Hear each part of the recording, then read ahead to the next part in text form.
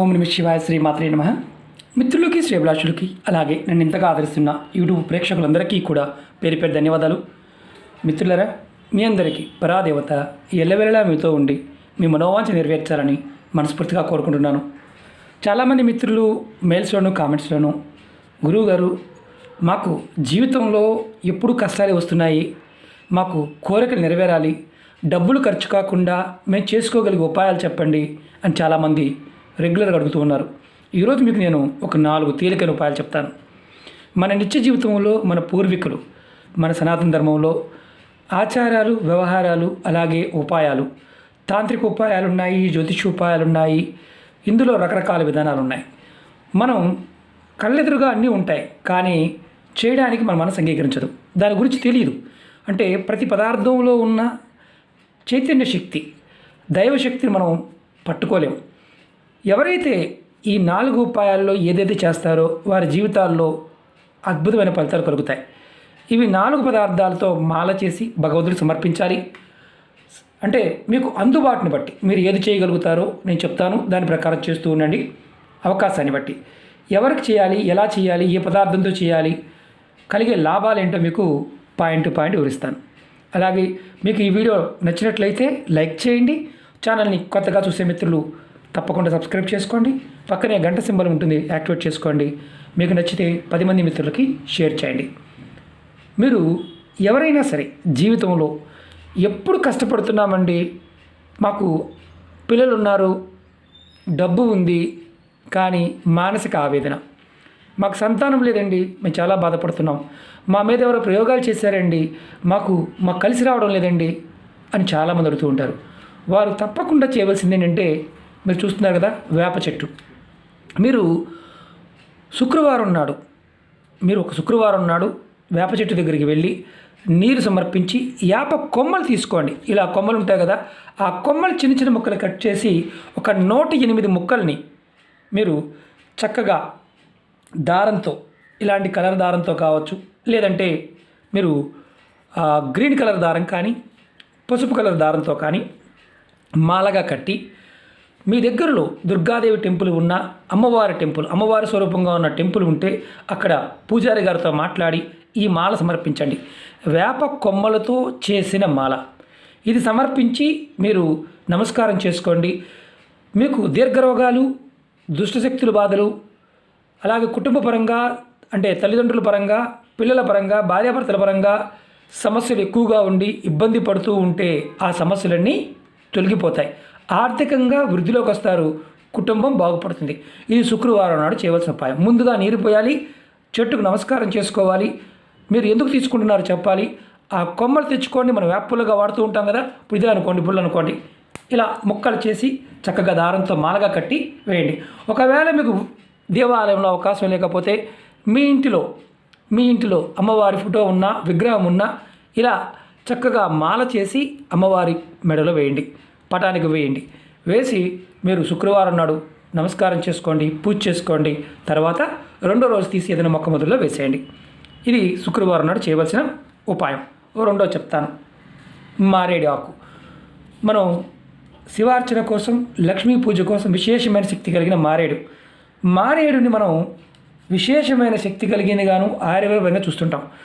మనం దళాలతో పాటు మారేడు చెట్టు కొమ్మలు కూడా మనం తెచ్చుకొని మనం శివుడికి కానీ లక్ష్మీదేవికి కానీ మనం మాలగా వేస్తే, అంటే ఇలా కొమ్మ తెచ్చుకొని అది కూడా ఎలా అంటే, మీరు సోమవారం తప్పించి మిగతా రోజుల్లో, అంటే మంగళవారం, బుధవారం, గురువారం ఇలా ఉన్న రోజులు తెచ్చుకొని సోమవారం నాడు తీసుకోవద్దు. మిగతా రోజులు ఏదైనా ఒక రోజు తెచ్చుకొని మీరు చక్కగా 108 చిన్న చిన్న పుల్లలైనా పర్వాలేదు, ఆ కొమ్మను కోసే ముందు మీరు చెట్టుకు నీరు పోసి నమస్కారం చేసుకొని తెచ్చుకోండి. 108 పుల్లలని మాలగా చుట్టి మీరు మీ ఇంట్లో కానీ బయట కానీ శివాలయంలో శివుడికి, అంటే శివలింగానికి మీరు మాలగా వేయవచ్చు. ఒకవేళ మీకు అవకాశం లేకపోతే ఇంటి దగ్గర అయినా సరే శివలింగానికి వేయవచ్చు. అలాగే లక్ష్మీ అమ్మవారి పటం ఉన్న, లక్ష్మీనారాయణ పటం ఉన్న స్వామివారికి మాలగా అలంకరించండి. ఇది మీరు ఈ మాలని శుక్రవారం నాడు కానీ, లేదా గురువారం నాడు కానీ, బుధవారం నాడు కానీ, ఈ 3 రోజుల్లో మీరు ఎప్పుడైనా ఇది మాలగా వేయవచ్చు. 2వ రోజు ఆ మాలని, అంటే రెండవ రోజు ఈరోజు వేశారు, రెండవ రోజు తీసి ఈ మాలని మీరు చెట్టు మొదల్లో వేసేయవచ్చు. ఇలా చేయటం వల్ల ఎవరికైతే దౌర్భాగ్యం వెంటాడుతుంది, డబ్బు రావడం లేదు, లక్ష్మి రావడం లేదంటారో వారికి ఖచ్చితంగా లక్ష్మీ యోగ్యత కలుగుతుంది. లక్ష్మి వారింట్లో స్థిరంగా ఉంటుంది. ఇది మాలగా వేయటం వల్ల మీకు లక్ష్మి ఆకర్షింపబడుతుంది. మీరు నెలలో ఒక్కసారి చేసినా మీకు ఖచ్చితంగా లక్ష్మీ యోగం కలుగుతుంది. ఇది రెండవది. మూడవది తెల్ల జిల్లేడు. తెల్ల జిల్లేడు మనకు మామూలుగా గణపతిగా వాడుతూ ఉంటాం, పువ్వులు శివార్చనకు వాడుతూ ఉంటాం. ఆయుర్వేద పరంగా ఎంతో శక్తివంతమైనది.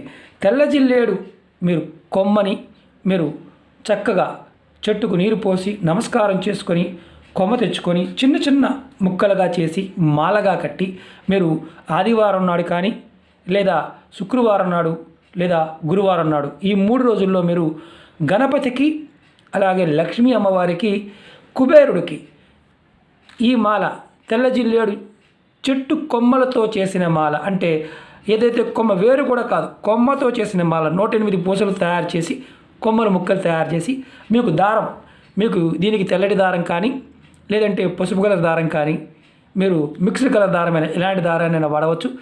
మాలగా కట్టి చక్కగా మీరు గణపతికి కానీ కుబేరుడికి కానీ లక్ష్మీదేవికి కానీ వేస్తే మీ ఇంటిలో ధనానికి లోటు లేకుండా నిత్యము ధనం వృద్ధి చెందుతూ ఉంటుంది.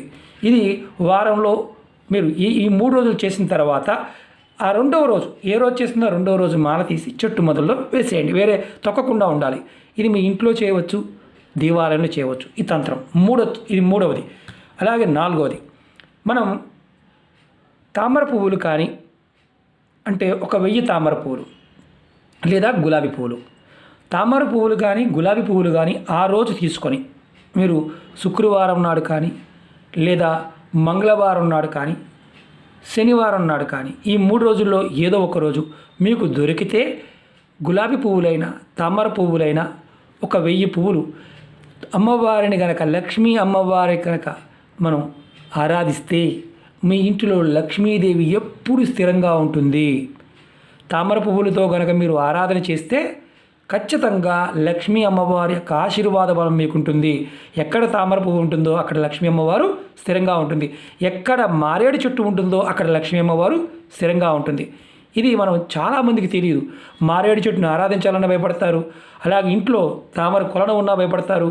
తామర పువ్వులతో అంటే విడదీసి మనకి పువ్వు రెమ్మలు తీసి వేయకూడదు, పువ్వుగా సమర్పించాలి. మీరు ఎవరైనా సరే అవకాశం ఉన్నవారు గులాబీ పువ్వులతో కానీ 1000 గులాబీ పువ్వులు కానీ 1000 తామర పువ్వులతో కానీ అమ్మవారి ఆరాధన చేస్తే ఖచ్చితంగా లక్ష్మీదేవి మీ ఇంట్లో స్థిర నివాసం ఉంటుంది. అలాగే చాలామంది అంటూ ఉంటారు, గురువుగారు మాకు కలిసి రావడం లేదని. ఈ 4 ఉపాయాల్లో మీరు ఏది చేయగలిగినా అందుబాటులో ఉన్నప్పుడు ప్రయత్నించేయండి. ఖచ్చితంగా మీ యోగ్యత మారుతుంది, అదృష్టం కలుగుతుంది, సంతానం కలుగుతుంది. మీరు ఏది కోరుకుంటారో కోరిక ఖచ్చితంగా నెరవేరుతుంది.